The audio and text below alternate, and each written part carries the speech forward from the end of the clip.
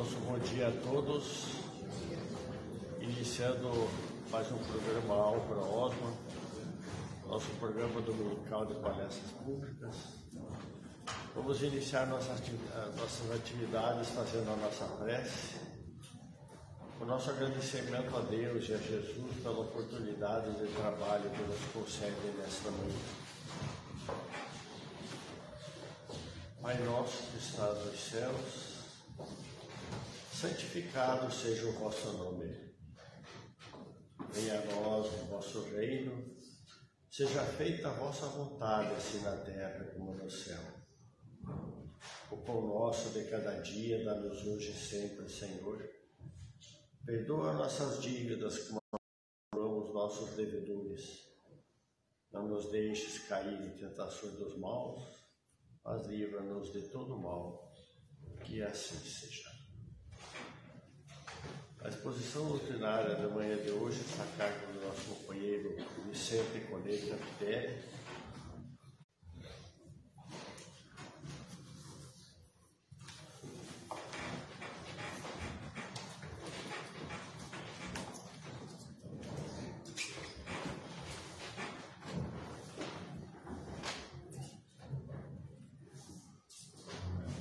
Bom dia a todos.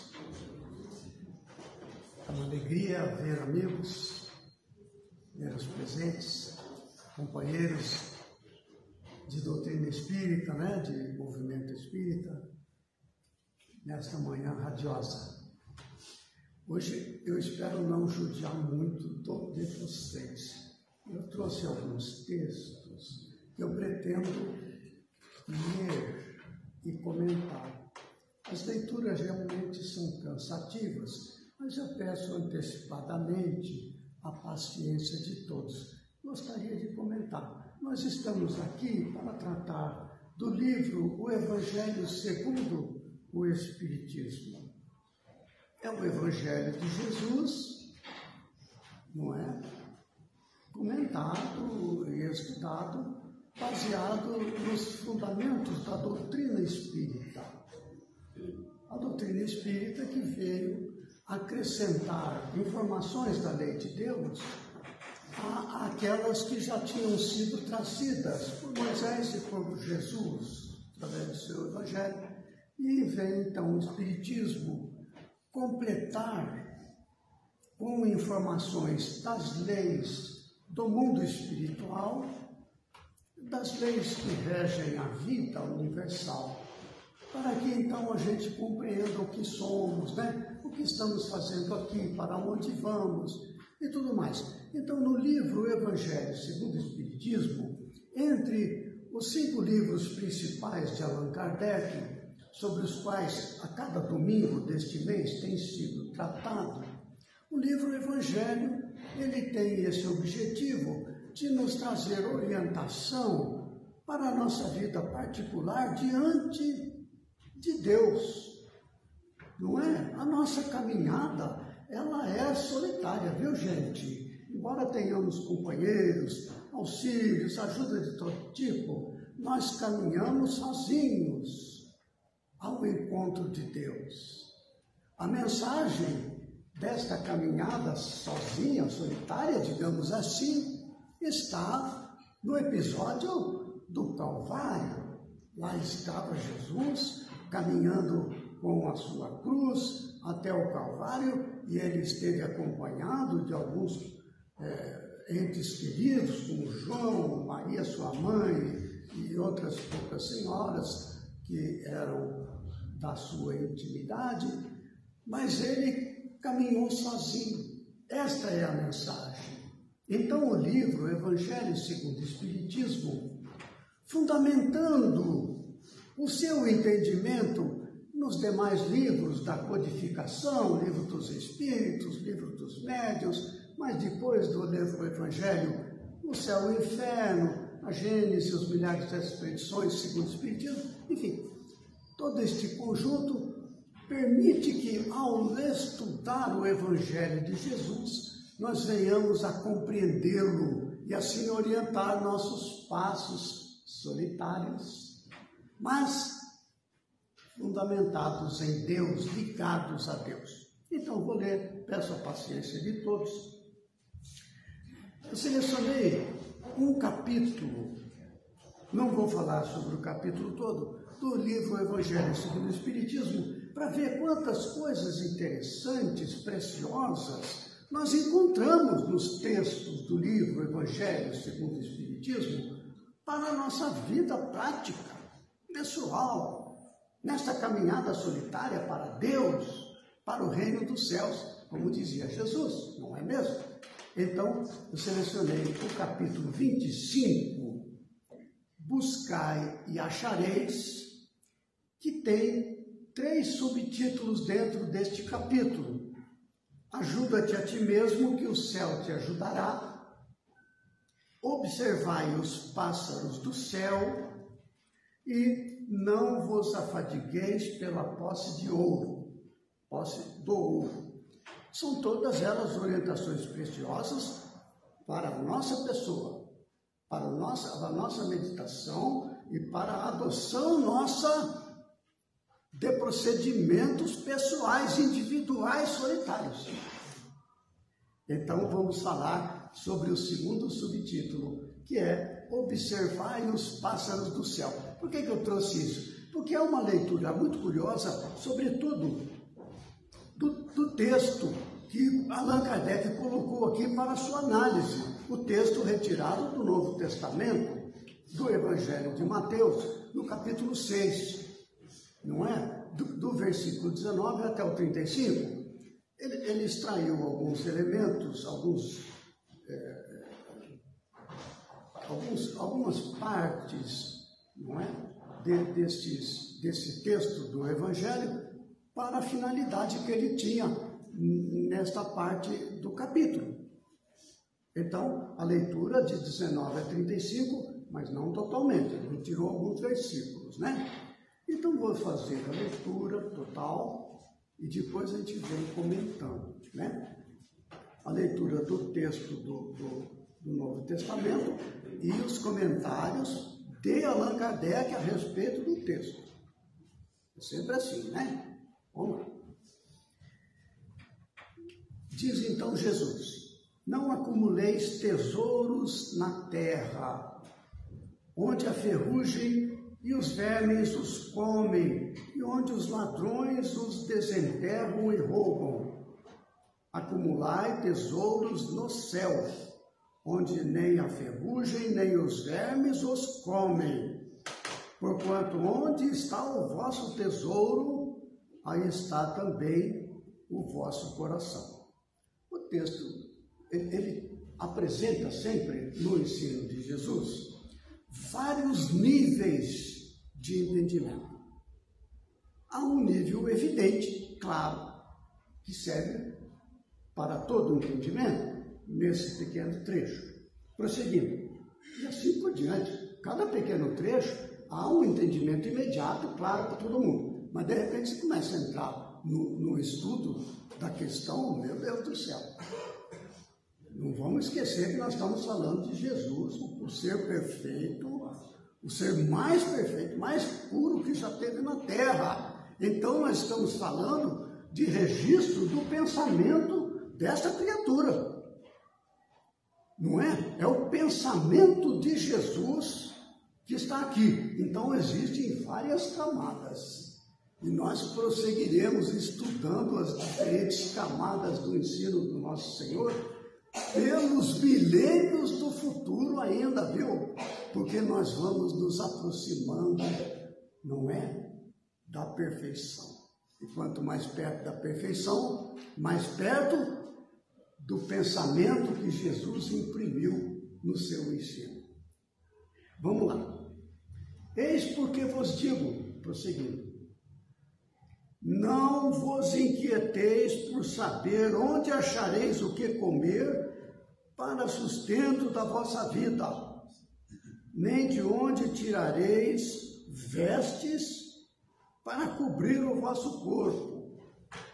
Não é a vida mais do que o alimento e o corpo mais do que as vestes? Observai os pássaros do céu. Não semeiam, não ceifam, nada guardam em celeiros, mas vosso Pai Celestial os alimenta. Não sois muito mais do que eles? E qual dentre vós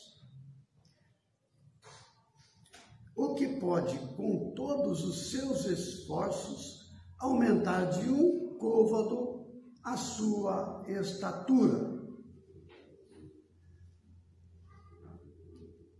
É um desafio entender essas coisas, viu, gente?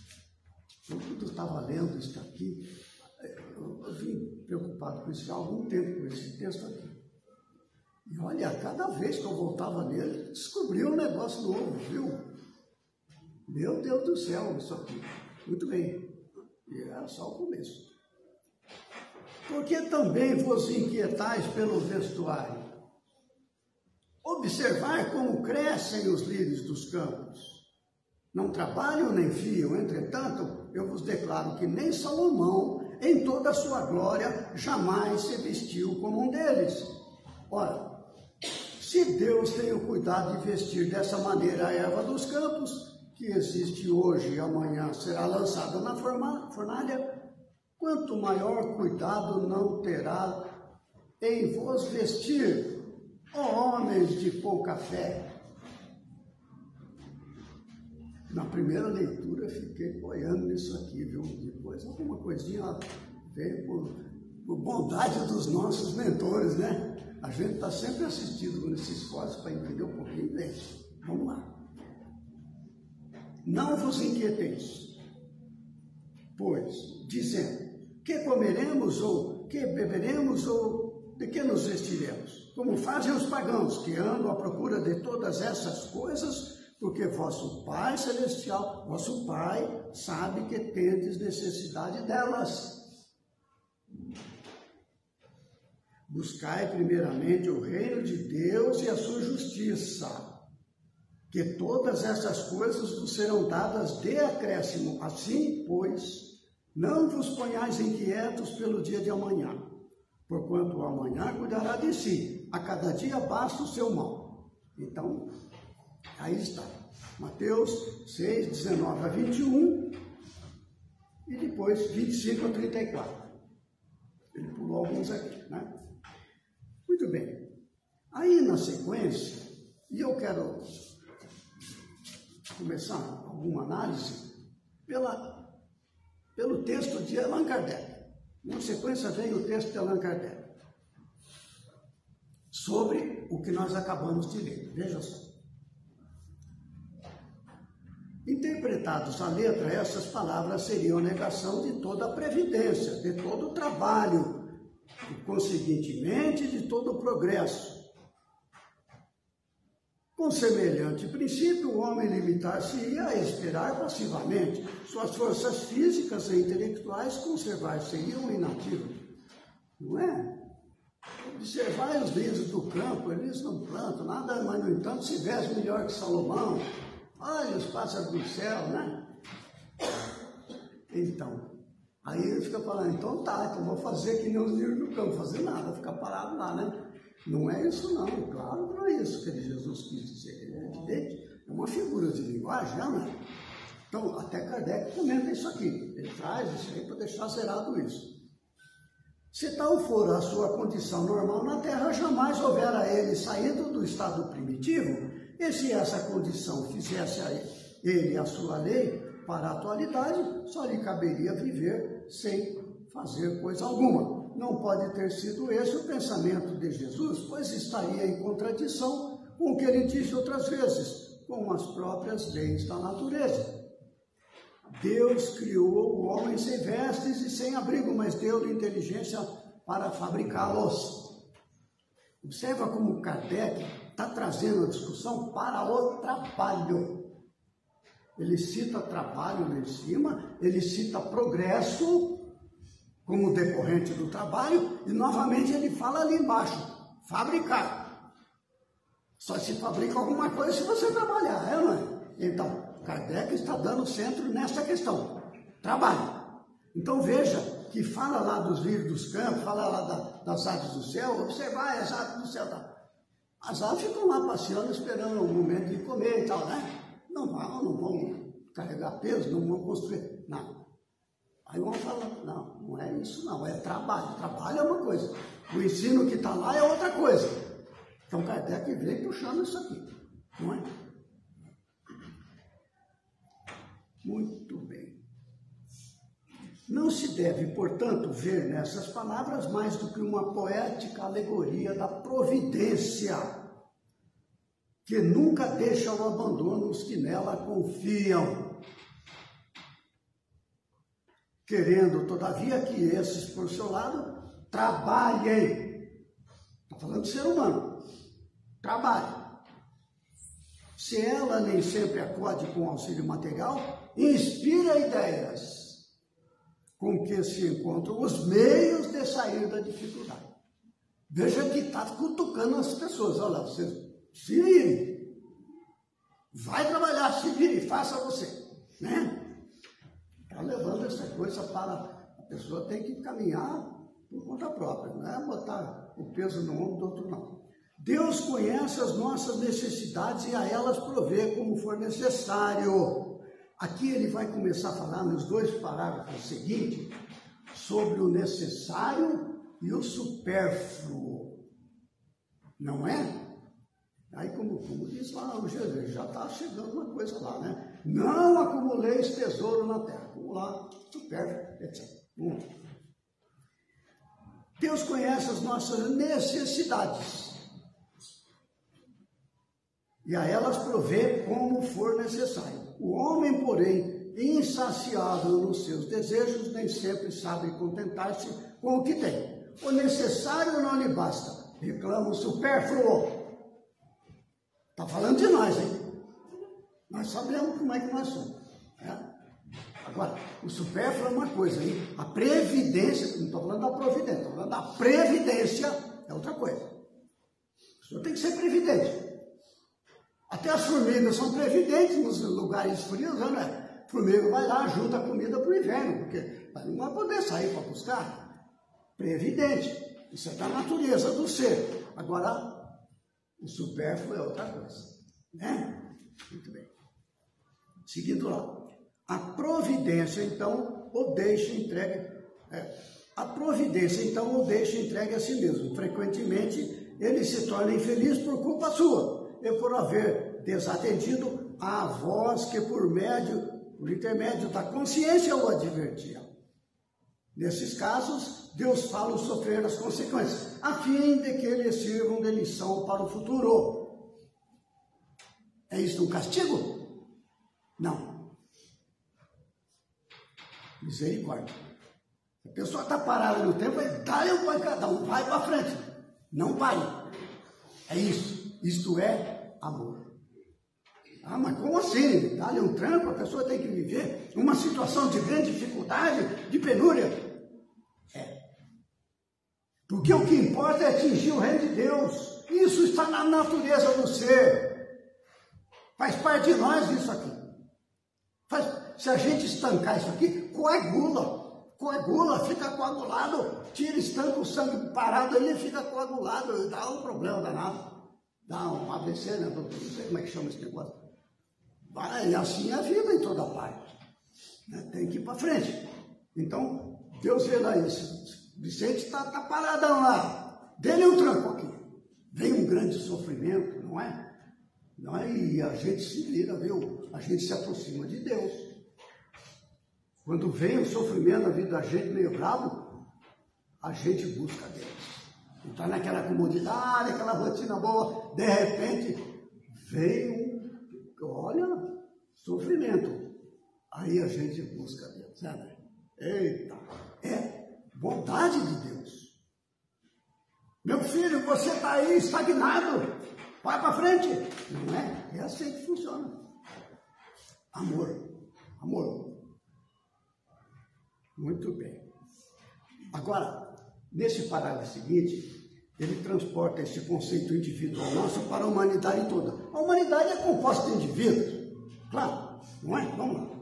A Terra produzirá o suficiente para alimentar todos os seus habitantes quando os homens souberem administrar, segundo as leis de justiça, de caridade e amor ao próximo, os bens que ela dá. né? Segundo essas leis de caridade, não é? E aqui está de justiça, de caridade, de amor ao próximo. Isso existe na sociedade hoje? Ah, não existe não. Existe aqui e ali, evidentemente. Não é? Se nós falarmos que não existe nada disso na Terra, seria desconsiderar o trabalho do Cristo, que vem lidando com a humanidade, dando recursos, desde Moisés, não é? Para que a gente avançasse. Há muitos espíritos que conseguiram, vivendo aqui no planeta Terra, fundamentado nos ensinamentos do Cristo através de seus mensageiros, conseguiram sua libertação, alcançaram o reino dos céus. Não é dizer que a Terra não vale nada, que isso aqui é o inferno. Não, é desconsiderar o trabalho do Cristo. Mas é verdade que ainda predomina na Terra o mal sobrepuja o bem. Nós sabemos disso. Nós estamos aqui num planeta de expiação e prova onde predomina o mal. Aqui ainda prevalece o mal. Mas sabemos. Por que prevalece o mal? Nós estamos ainda lidando com a presença do instinto dentro de nós. Não superamos ainda. Temos a razão. Mas o instinto ainda toma conta. E a gente segue os impulsos do instinto. Sabemos nós. Basta analisar nós mesmos. Não dá coisa mais. Sabe que eu não vou fazer aquilo ali. Não. Vou ficar dormindo até mais tarde. E aí nós podemos estender esse pensamento. Isso aí faz parte do apego aos prazeres do corpo, aos prazeres da vida, dominação, né? A satisfação de ser melhor que o outro. Isso é instinto. É o predomínio do instinto. Porque quando predomina a bondade de Deus, o que nós temos? Compartilhamento. O que é meu é seu. Já quando predomina o instinto, ele fala assim, não, o que é seu é meu. Nós vemos isso, né? Então, é isso aí. Então, nós estamos ainda com o predomínio disso. O que é seu é meu. Não, mas nós temos o que é meu é seu. Compartilhar. Este aqui é exatamente o reino de Deus dentro de nós, viu? Quando a gente faz isso, compartilha, nós estamos já no reino de Deus. No reino dos céus. Muito bem. Continuando aqui, vamos lá. Muito bem. Quando a fraternidade, aí que está, reinar entre os povos, como entre as províncias de um mesmo império, o momentâneo supérfluo de um suprirá a momentânea insuficiência do outro, e cada um terá o necessário. Agora, o necessário, vamos comigo, necessário para um é diferente do necessário para o outro. Vai daí de cada pessoa.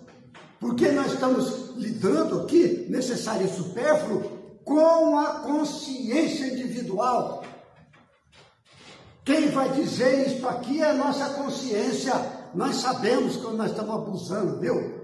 Acumulando coisas desnecessárias, riqueza, sem fio, quero mais. A pessoa já está dominada, já está escravizada a esse poder do instinto, poder da matéria que domina, subjuga a pessoa. Ela está estagnada. Vem um sofrimento, não tenha dúvida disso. Para quê? Para judiar, para castigar? Não! Para acordar. Acorda, meu filho. Vai para frente, eu quero você aqui feliz. É assim que funciona. Mas prosseguindo. O rico, então, considerar-se-á como um que possui grande quantidade de sementes. Se as espalhar, elas produzirão pelo cêntuplo para si e para os outros. Se, entretanto, comer sozinha as sementes, se as desperdiçar e deixar-se perco o excedente do que haja comido, nada produzirão, e não haverá o bastante para todos. Se amontoar no seu celeiro, os vermes as devorarão. Daí o haver dito Jesus: não acumuleis tesouro na terra, pois que são perecíveis. Acumulai-os no céu, onde são eternos. Em outros termos, não ligueis aos bens materiais mais importância do que aos espirituais, e sabeis sacrificar os primeiros aos segundos. Não é? Então ele conclui, para a felicidade de você, né? Essa leitura aqui. Mas vamos lá. Ele conclui assim, a análise de Kardec: a caridade e a fraternidade. Este texto culmina aqui, não é? Não acumuleis tesouro na terra. Começa assim. E o Kardec conclui assim: a caridade e a fraternidade não se decretam em leis. Se uma e outra não estiverem no coração, então o egoísmo aí sempre imperará. Fraternidade e caridade. Se uma e outra não estiverem no coração, o egoísmo aí imperará. O que é o egoísmo? É o resultado da presença do instinto. Ah, você fala sempre instinto. É claro, é isso que nós estamos aí, né? Dominados pelo instinto. O instinto não vai deixar, né, de existir quando nós estivermos correndo dos céus dentro do coração. Não, o instinto está lá presente, porque é a lei de Deus também. Mas hoje o instinto domina. O que o instinto faz? Protege a vida, protege os interesses da vida no corpo. Mas agora nós temos que superar os interesses da vida no corpo, entrar os interesses da vida do espírito.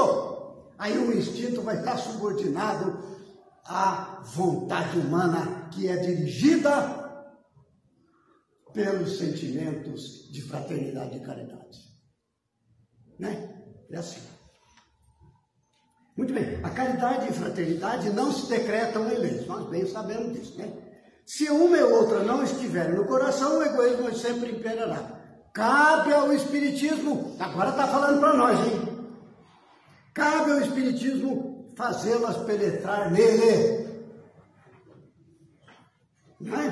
Penetrar aonde, né? No coração. Penetrar a caridade, a fraternidade no coração humano. Este é trabalho para o Espiritismo. Por quê? Porque nos faz compreender as leis de Deus. Quando nós entendemos, né, que a gente não nasceu agora pela primeira vez nesse corpo aqui, a gente já nasceu muitas vezes, não é? E que nós construímos um monte de coisa que agora estamos colhendo, né? Plantamos, estamos colhendo, e que nós plantamos agora, vamos colher depois, conhecer a vida em outros planetas, que a vida continua indefinidamente até Deus, etc, etc, etc. Tudo isso aqui modifica o direcionamento emocional e intelectual da nossa vida. É uma caridade transmitir o Espiritismo na sua verdadeira acepção. Caridade. Não é? Este é o ponto. Se nós divulgarmos a caridade através da nossa atitude de caridade, em primeiro lugar, da nossa palavra, do nosso pensamento, se nós incluirmos em nós esse sentimento de caridade, nós influenciamos o mundo inteiro. Não vamos duvidar disso. Porque o pensamento move fluidos. Está lá no livro A Gênese. Vamos ler lá, os fluidos lá. Está escrito lá. O pensamento é que comanda isso aqui. Agora, qual é a qualidade do meu pensamento? É generoso? É compreensivo? Ou é cheio de crítica, de julgamento, de depreciação? Esse é o meu pensamento? Eu estou contribuindo para a miséria no mundo. Conheçamos o Espiritismo. E nós vamos conhecer estas leis. E vamos falar, opa, cuida do seu pensamento aqui. Senão prejudica a minha família, que está aqui do meu lado, em primeiro lugar. Prejudica a mim mesmo. Porque os pensamentos, a qualidade deles, tem uma característica da frequência vibratória. Se a frequência vibratória é elevada através do sentimento de bondade, de compreensão, de generosidade, a frequência é alta e atende ela a ser brilhante como a luz. Agora, se nós temos o nosso pensamento de julgar, falar mal, não é? Você é aquela pessoa rabugenta e tal, aí, coisa e tal, nós conhecemos esse lado nosso, não precisa explicar muito. Aí, então, o que acontece? Nós emitimos pensamentos associados ao sentimento com vibrações de baixa frequência, sombras.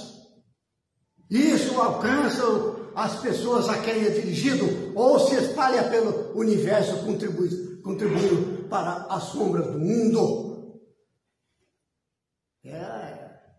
Não é brincadeira, viu, gente? Aí que está a nossa caminhada solitária, viu? É aí, porque ninguém fiscaliza isso, a não ser nós mesmos, através da nossa consciência. Este é o caminho solitário.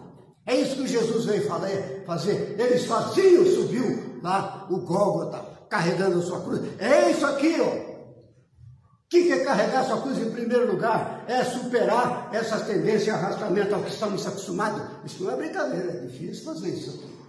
É doloroso, viu? É carregar uma cruz. Tem que superar aquilo que eu gosto de fazer.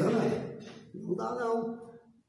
Então, quando a gente conhece a doutrina espírita, a gente tem que fazer o que deve fazer, viu? Deve fazer.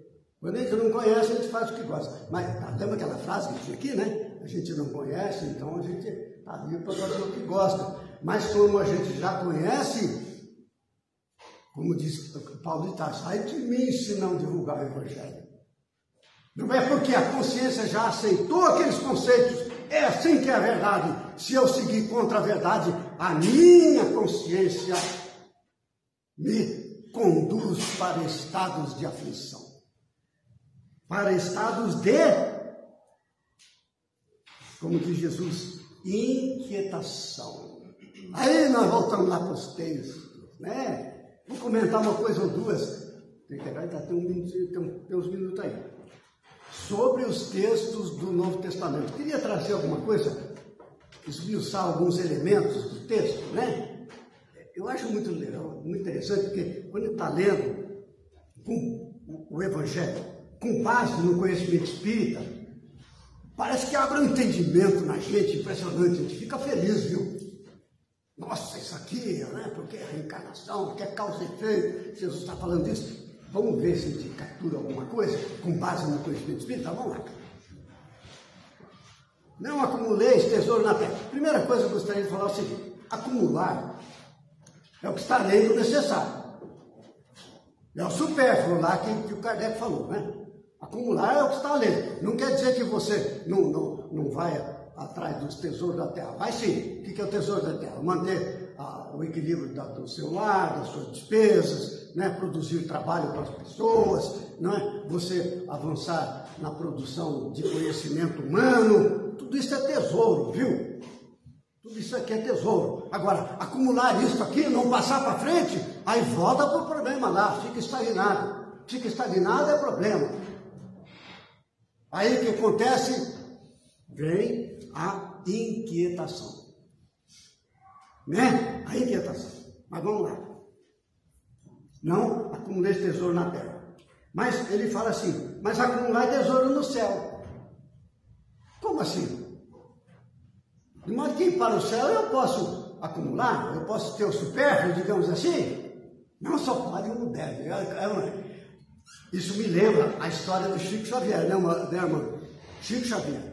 Ele veio com uma encomenda, né, reencarnou, médium, com toda aquela situação. Falou, você vai lá, você vai publicar, através da sua mediunidade, a psicologia, 30 livros. Aí terminou os 30 livros. Opa, agora tá beleza, eu estou fora. Tá legal, agora vou cuidar da vida. Emmanuel chegou e falou, não, seguinte, vamos até 60, vamos até 60, vamos lá. E convenceu o Chico, então vamos até 60. E vamos até 60. Quer dizer, ele já estava acumulando, né? Mais do que o prometido, mais que o planejado. Aí você já está acumulando tesouro no céu. Você já está ganhando bônus extra, né? A hora extra, digamos assim. Esse é bom para nós, viu, gente? Agora, acumular tesouro na terra, não. Aí, porque quando você acumula riqueza desnecessária, fica estagnado, blá, blá, blá, tudo isso aqui, o que acontece com a gente? Nós ficamos presos. É um laço que prende a gente na matéria. E qual é a nossa grande luta? É a grande luta entre o espírito e a matéria. O espiritismo veio para combater o materialismo. Esse é o ponto. Esse aqui é o negócio. Acumular no céu, maravilha. Mas acumular na terra, brincadeira, viu? Você fica preso aqui nesse negócio e a inteligência vai aumentando, viu? A inteligência não para de aumentar, não. Você pode ser um malfeitor.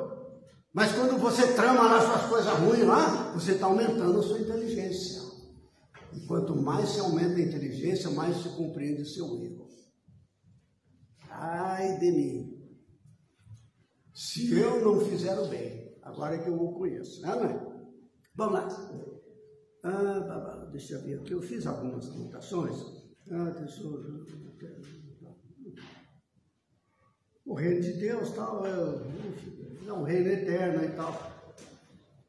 Onde está o coração? É o coração que dirige a vida da gente, né? Onde está o teu tesouro? Aí está o teu coração. Veja onde é que está o nosso tesouro, né? Se o nosso tesouro estiver em coisa que nos prenda à vida material, aí está o nosso coração. É isso que nós dizemos, tá? Fica preso ali, nosso coração. Essa palavra, coração, quer dizer o nosso ser íntimo, né? Nosso desejo, nossa vontade fica preso ali, né? Não convém. Aí que passa encarnações. Tem histórias abundantes na literatura espírita falando das consequências da pessoa que é agarrada à matéria, à dominação, é agarrada às coisas desse mundo, fica preso milênios, quando já podia ir para frente. Não é brinquedo não, mas vamos para frente. Continuando. Eis porque eu vos digo, não vos inquieteis por saber. A inquietação é um problema sério. O que é inquietação? Ansiedade. O que é ansiedade? Ansiedade pelas coisas do passado, ansiedade pelas coisas do futuro. Não é? As coisas do passado nos prendem. Não é aquela coisa, devia ter feito isso, devia ter feito aquilo. Não, o futuro, não, eu preciso fazer isso, preciso fazer aquilo. E o presente mesmo fica esquecido. Não vos inquieteis. A gente pelas coisas do passado, não é? E pelas coisas do futuro. Isso é inquietação. A inquietação é ansiedade. Está aqui doutores, tem médicos aqui que sabem os males da ansiedade. Tem aí médico trabalhando com isso aí, dá os consultórios cheios de gente aí, não é? Com transtornos de ansiedade, não sei o quê, transtorno obsessivo compulsivo. Desculpa aí, doutor, eu estou falando coisas que eu não entendo. Mas vamos lá, traz transtorno, viu? Ansiedade, traz transtorno. Vai trazer depressão. Não é brincadeira. Não vos inquieteis. Então Jesus, quando fala isso, ele está falando para o nosso bem. Pela sua bondade, pela bondade do seu coração, o nosso favor. Não vos inquieteis. Ele está ensinando. E vai falar no fim. Como é que a gente faz para não se inquietar? Vamos lá. Tomara que a gente chegue. Vamos lá. Olha que interessante. Ele fala assim. Não vos inquieteis por saber onde achareis o que comer. A gente, quando eu lia isso aqui, eu fixava o meu pensamento no comer. Não nos inquieteis por achar o que comer. Ficar preocupado com o comer. Não é o comer, não é. Não, onde achareis? Porque o que comer, a gente vai comer mesmo, porque é uma força divina em nós, poderosa, que nos leva a comer de qualquer jeito. Tem que preservar a vida. Este aí é um instinto de conservação forte no ser humano. Comer, a gente vai comer mesmo. Agora, vou me inquietar. Onde eu acharei, que eu já fico pensando como é que eu vou fazer? Este é o problema. Olha que Jesus vai falando assim, a gente não presta atenção, mas é assim, né? Para o sustento da vossa vida. Nem de onde tirarei vestes. Já estava pensando, poxa, eu tenho que pensar na roupa que eu vou usar, até não sei o quê. De onde eu tirarei? Eu já fico pensando no futuro, né? Então Jesus está nos alertando por essas armadilhas da nossa mente. Ele está nos trazendo, olha, não vos inquieteis. Olha, aqui ele começa a trazer uma abordagem muito interessante. Ele fala assim, não é a vida mais do que o alimento e o corpo mais do que as vestes? Aqui ele traz uma noção de hierarquia de importância. Não é a vida mais do que o alimento, então ele coloca uma prioridade. O que é prioridade? A vida ou o alimento? Então a gente foca no alimento. Ele está dizendo assim que há uma hierarquia de importância nas coisas. Ele coloca essa primeira para chamar atenção. Mais adiante ele retorna esse ponto para nós mesmos. Olha só. Observai os pássaros do céu. Primeira coisa, quando ele fala observai os pássaros do céu, ele fala do céu. Você olhando para o céu, se vê naquela época, e ainda hoje a gente nem olha muito para o céu, a gente olha para o celular, né? Mas para o céu. Então está lá as aves que elas migram, não é? No inverno e tal. e cuidam, tem algo que as mantém vivas. Observa como elas se movimentam de maneira ordenada, de maneira... De onde vem isso? Então Jesus fala, observai-as, veja, há uma força nelas, há uma força divina que as conduz. É isso que Jesus está falando para a gente olhar. Em tudo há a presença de Deus. Ele está falando, olha, observai as aves do céu. Deus as ampara e orienta e dirige. Se ampara as aves do céu, vai amparar você também, cara. Você está mais adiante que eles, que as aves, que os animais. É isso que Jesus está trazendo aqui.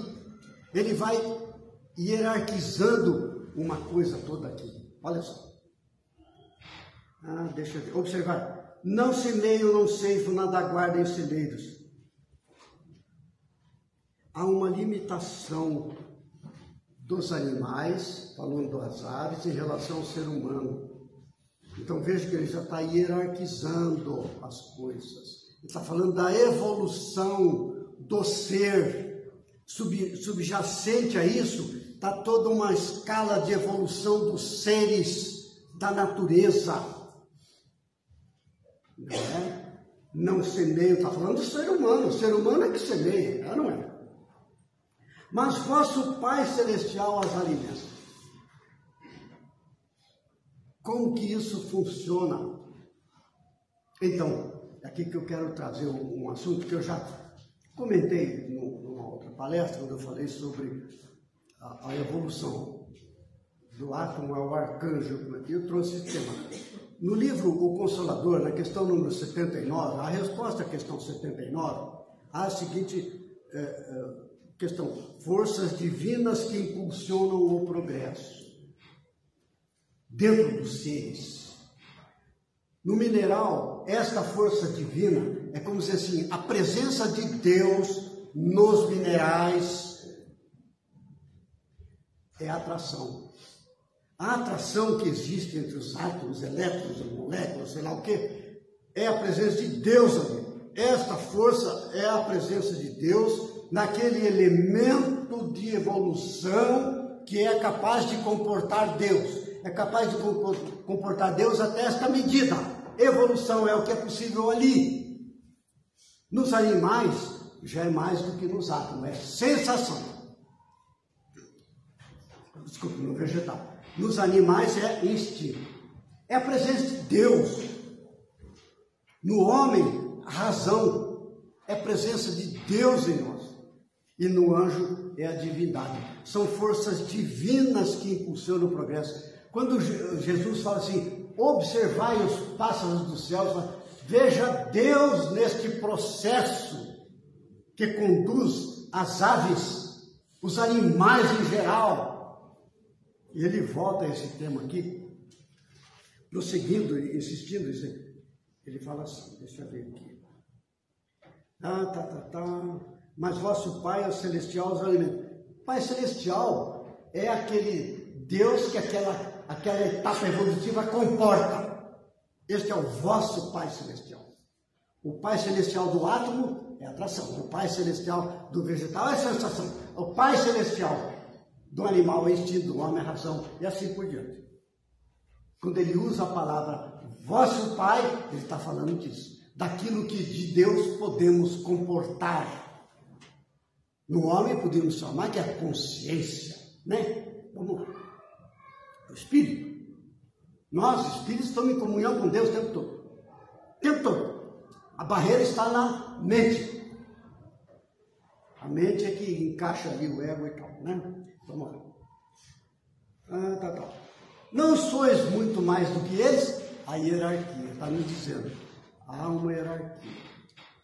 E qual dentre vós o que pode, com todos os seus esforços, aumentar de um povo da sua estatura? Olha que Jesus fala aqui, vocês são superiores aos animais. Não é que ele fala ali, não sois muito mais do que eles? Vocês são superiores aos animais, mas são inferiores a Deus. É isso que ele está dizendo. Ele, desculpa. E qual dentre vós pode, ou que pode, com todos os seus esforços, aumentar de um pouco os seus esforços? Não pode! Significa que nós somos inferiores a Deus. Então nós estamos entre os animais e Deus. Há um processo evolutivo presente na fala de Jesus. Olha como nós vamos escavando coisa aqui, não é do arco da velha, viu? É claro, como é que nós podemos falar dessa coisa de evolução do ser se nós não tivermos o conceito espírita? Porque tudo que está na natureza evolui, há um processo gradativo. O que foi átomo um dia será anjo, nós comentamos isso aqui. O espírita sabe disso. Não é? É sim, né? Nós vamos um dia também ser igual a Jesus. Vamos ser sim, claro. Quando ele dizia o Pai somos um, nós vamos dizer também, lá no futuro, nos milênios, eu e o Pai somos um. Estamos caminhando para isso. Vocês são melhores que os animais, mas são abaixo de Deus. Jesus já está em comunhão com Deus, nós não. Não é? Bom, muito bem. Por isso que Jesus fazia aquelas curas, né? Andava sobre o mar, mandava parar o vento, sossega aí, parava o vento, não é? E vinha andando em cima, curava as coisas, duplicava os alimentos, todo mundo comia. Porque ele estava em comunhão com Deus. E em comunhão com Deus, tem comando sobre toda a natureza. Porque Deus está em tudo, atração no mineral, sensação no vegetal, etc. O vegetal não é uma coisa extraordinária? Olha o que ele diz aqui. Ah, deixa eu ver aqui. Vamos ver aqui. Os pássaros, né? Ah, está aqui. Porque também vos inquietais pelo vestuário. Observai como crescem. Eu ficava muito fascinado com a figura bonita que Jesus tinha. Aliás, tudo Jesus é poético. A gente que não conhece a linguagem com que ele se manifestava, mas diz Haroldo que ele falava de maneira poética, tudo rimado, tudo organizado, né? A palavra dele, né? Observai como crescem os lírios dos campos. Eu ficava impressionado com os lírios do campo, né? Pela beleza, né? Não trabalham nem fiam. Está comparando com o homem. Os vegetais. Lírio é um exemplo de vegetal. Ele podia falar outra coisa. Falou lírio, fica bonitinho ali, né? Para a gente chamar a atenção. Tinha muito lírio lá nos campos, né? Entretanto, não trabalha nem fio. Está comparando com o homem, está abaixo do homem, né? Entretanto, eu vos declaro que nem Salomão, que é a criatura mais elevada que se conhecia na época, o principal homem lá para os judeus, né? E em toda a sua glória jamais se vestiu como um Deus. Está dizendo que Salomão, em toda a sua glória, é inferior a Deus. Ele fala, você é melhor que os vegetais, mas é inferior a Deus. O que ele está dizendo isso aqui? O que ele está induzindo? Submeta-se a Deus. Veja que está fechando, né? Olha só. Ora, se Deus tem cuidado de vestir dessa maneira a erva dos campos, que existe hoje e amanhã lançada na fumaça, quanto maior cuidado não terá em vos vestir, homens de pouca fé. Esse aí, homens de pouca fé, esse é o nosso ponto. O que é fé? Eu escrevi aqui o que o Paulo falou, né? Ele fala assim, a fé é o firme fundamento das coisas que se esperam. O firme fundamento das coisas que se esperam. Eu espero alguma coisa, né? E a prova das coisas que não se vê. Nós vemos Deus, não conseguimos ver, porque nossa visão é deturpada. A fé é que nos faz, existe Deus, né? Então ele fala assim, homens de pouca fé, Deus está comandando tudo, vocês não acreditam em vocês? Que também, assim como os lírios dos campos, as aves dos céus estão sob o comando de Deus, vocês também são homens de pouca fé. É isso aí, interessante. Eu tinha dificuldade de entender esse trecho aqui, viu? Agora talvez eu esteja errado, mas fica como sugestão, né? Deixa eu ver o que mais aqui. Vou puxar. Não vos inquieteis, pois, dizendo que comeremos, que beberemos, que vestiremos, como fazem os pagãos. Olha aí, acentuando a presença de Deus em nossa vida. Nós temos Deus. Os pagãos não têm Deus. O que quer dizer isso? Quer dizer que nós, como consciências, aceitamos a paternidade divina. No momento em que eu aceito, a minha mente, o meu coração se volta para Deus e se integra na sua lei. Aquele que não acredita em Deus está bloqueado. Ele está à mercê da sua inteligência, do seu conhecimento, das leis deste mundo.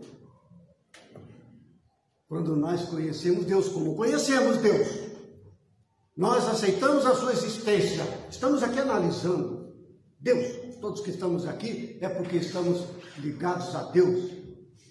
Na aceitação, no entendimento e aceitação. No entendimento não limita a nossa capacidade, essa que é a verdade. E a aceitação. Sem Deus é meu Pai. O pagão não. Então ele diz ali, como fazem os pagãos. Eles estão preocupados em que vão vestir amanhã, não é? O que eles vão preparar para comer, aquele negócio todo aí. Fica ali voltando a vida material. Isso que ele quer ressaltar, né? Vamos lá. Que anda procurando, porque vosso Pai sabe que tendes necessidade delas. Aqui está um ponto essencial para nós, que vai culminar agora naquilo que eu falei lá no começo. Vai nos dizer, não é que nós podemos nos aliviar, como ele chama ali, da inquietação. Ele vai conduzindo, né? Então tá. Vosso Pai sabe que tendes necessidade. Quem que é nosso Pai? É Deus, evidentemente, mas na nossa medida, na medida do nosso entender, na medida da nossa consciência, na medida da nossa inteligência, na medida da nossa razão, que é limitada. Esse é o nosso Deus. Como a atração é o Deus do átomo, como a sensação é o Deus do vegetal, como o instinto é o Deus do animal. E todas essas aquisições, atração no mineral, sensação no vegetal, instinto no animal, tudo isso está presente no ser humano, está tudo aqui. Ora, se lá no vegetal ele atende, se no animal ele atende, se isso tudo está dentro de nós, como é que não atende a gente? Porque nós estamos escolhendo. Aí está o nosso ponto capital, nós temos que escolher. A gente entra em inquietação, a gente escolhe entre o que quer e o que deve. Essa é a nossa grande dificuldade que nos traz inquietação, ansiedade. Como me livrar da ansiedade? Aí ele fala assim, buscai primeiramente o reino de Deus, sua justiça. Aqui está a chave. Já vou comentar. Que todas essas coisas vos serão dadas de acréscimo. Assim não vos ponhais inquietos. Ele volta à inquietação. A solução da inquietação está nisso. Buscar primeiramente o reino de Deus. Eu vou comentar. Pelo dia de manhã, porquanto o amanhã cuidará de si, a cada dia basta o seu mal. Bom, encerrou a leitura. Agora é o seguinte, este me parece o ponto culminante desta passagem que Kardec nos coloca. Olha só, buscar primeiramente o reino de Deus e sua justiça. O que quer dizer isso? Para não nos inquietar, para não ficar tentando segurar coisa do passado, o nosso passado já passou, que o futuro não chegou, isso nos inquieta. Como nos livrar disso? Através da oração. Como que a oração funciona? Buscai primeiro o reino de Deus, sua justiça. Nós o alcançamos, o reino de Deus, sua justiça, na paz que advém da oração, no compartilhamento que nossos mentores, benfeitores se aproximam de nós, porque nós abrimos a nossa possibilidade de receber ajuda. E na paz do silêncio da nossa oração, nós silenciamos nossas ansiedades. E a cada coisa que se faça, antes de dormir, quando acorda, antes de fazer um negócio, antes de ir para a rua dirigir, antes de conversar com alguém, antes de ir para a casa espírita, antes de ir para o trabalho, dentro do trabalho, pensamento em Deus. O sentido de compreensão do outro, o sentido de benevolência com a vida, de entendimento, não ficar fechado, e que vai ser de mim, isso aqui está me prejudicando, a pessoa fica fechada assim, que nem um casulo, né? Quando você pensa em Deus na oração, você abre esse casulo e se torna um foco de luz e não se inquieta, porque você está em sintonia com Deus que está em tudo. Olha que diz aí. Mas tu, quando orares, está em Mateus 6,6, capítulo 6, versículo 6. Mas tu, quando orares, entra no teu aposento, não precisa ser dentro do quarto, não, no silenciado, no seu íntimo, e fechando a tua porta, só você e Deus. Ora teu Pai que está em secreto, e teu Pai, quem que é meu Pai? A consciência, que está permanentemente em comunhão com Deus. Eu é que não dou ouvidos para a minha consciência, mas quando eu entro em oração, eu abro as portas para o meu espírito. Eu, espírito, que estou em comunhão com Deus, então encontro paz. E teu Pai que vê em secreto, meu Pai é a consciência, meu Pai é o espírito, meu Pai é Deus no espírito, que vê em secreto, te recompensará publicamente. É evidente, a sujeito pacífico, ele soluciona as questões sem o que chama ali ansiedade, sem inquietação. Quando a gente resolve coisas, todas elas, sem inquietação, as coisas fluem naturalmente. Qual é a recomendação do ensino de hoje? Oração antes de tudo. Pensamento em Deus o tempo todo. Não é ficar dizendo para as pessoas, não. É sempre ter aquele sentimento, compreender o outro, silenciar, né? Superar os impulsos íntimos que nos levam a agredir, a responder, etc. Busca primeiramente o reino de Deus, sua justiça, através deste processo. E não vamos nos inquietar. Vamos vencer a ansiedade, vamos vencer os transtornos e a vida fluirá melhor. Ainda que entremos em vidas como a de Jó, que era um homem riquíssimo e perdeu tudo, ele não perdeu a confiança em Deus. E quando todo aquele processo se esvaiu do seu sofrimento, de abandono, de tudo, Deus restituiu tudo para ele de volta, em dobro. É um símbolo da sabedoria que nos alcança quando nós suportamos provas da vida, confiando em Deus. Busca primeiramente o reino de Deus e sua justiça, e tudo mais nos será acrescentado. A solução das coisas ficam mais fáceis quando nós encaramos com suavidade, não tentando segurar, não combater o outro, não. Compartilhar. Ficam estas breves notícias dessa leitura limitada do Evangelho segundo o Espiritismo. Muita paz a todos nós.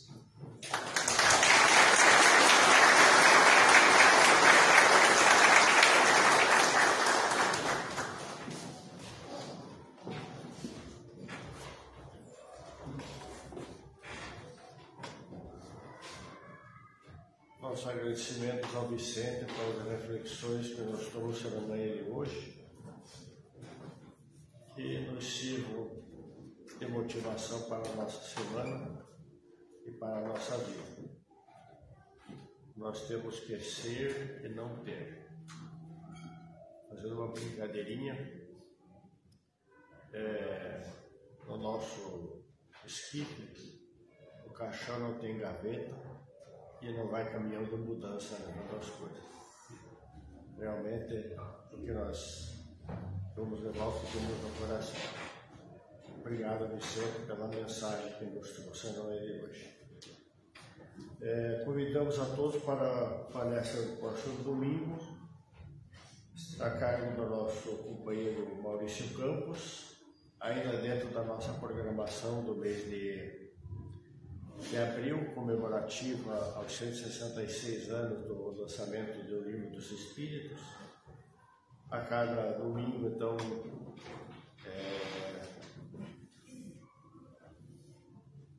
debatemos algum assunto das obras de Kardec, das 5 obras de Kardec. Então, Maurício Campos ficou encarregado de falar sobre a Gênese no próximo domingo. Então, convidamos a todos que estejam conosco. O Departamento de Infância e Juventude está organizando para o dia 6 de maio, que é um sábado, um chá confraternativo em prol do lar da vovozinha Campina Branca. Nós temos alguns ingressos para vender ali no saguão. Aqueles que puderem colaborar são convidados a vir participar conosco desse chá confraternativo. Eu já comentei aqui algumas semanas atrás a respeito da sustentação do nosso lar das vovozinhas, que nós dependemos muito da arrecadação e da colaboração de todos. Então, eu gostaria de pedir para aqueles que fazem suas declarações de imposto de renda pelo modelo completo, se puderem fazer a opção de doação do imposto de renda para o lar das vovozinhas, podem fazê-lo na declaração, optando lá pelo Fundo do Idoso, município, Estado do Paraná, município de Ponta Grossa. E daí nos mandam uma cópia do DARF recolhido, e depois o Conselho Municipal dos Direitos da Pessoa Idosa repassa o valor para o lar das vovozinhas. Peço desculpas aqui para a Maristela, que cuida da doação da Santa Casa, mas não é concorrência, né? É divisão